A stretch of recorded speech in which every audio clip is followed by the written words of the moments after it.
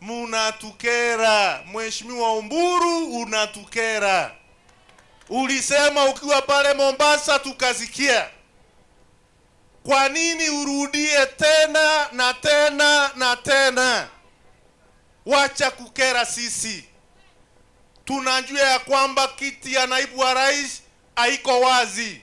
Kiti ya naibu wa rais, it is not vacant.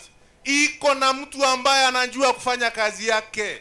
Iko na mtu ambaye amefanya kazi, amesaidia rais wetu wa Kenya kufanya hiyo kazi ikasimama sawa sawa.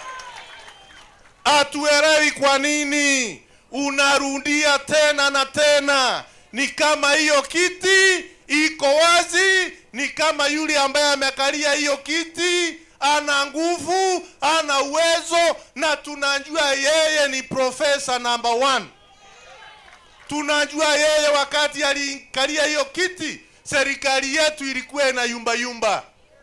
Na kutoka akalie hiyo kiti, amesaidia rais wa Jamhuri ya Kenya kufanya kazi kwa njia ambayo iko sawasawa. Serikali ya Kenya imetulia, mipango ya serikali inaendelea vizuri, pesa imepatikana, uchumi umekuamuliwa, maendeleo ya Kenya inaendelea sawasawa.